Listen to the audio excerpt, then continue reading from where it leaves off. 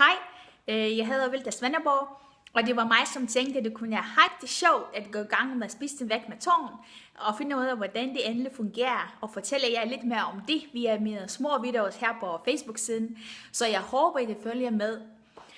I dag er det min første dag, så det har været ret nemt. Jeg har planlagt, hvad det jeg skulle spise i løbet af dagen.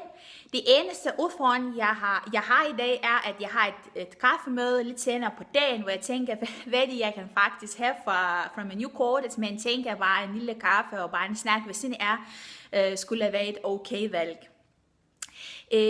Via min vægtskema har jeg fundet ud af, at jeg kan spise 800 grams af mad i løbet af dagen, som betyder endelig, at jeg kan faktisk spise ret normalt.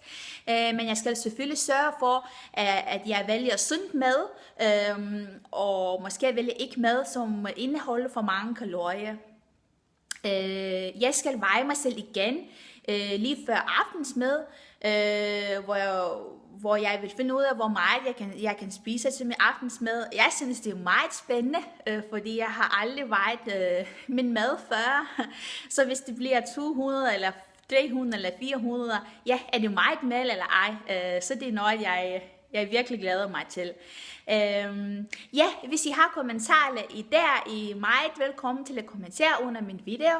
Men ellers jeg skal lave en lille update til jer igen i morgen, hvor jeg vil fortælle, hvis jeg har nået med min målvægt, som er 200 minus om dagen.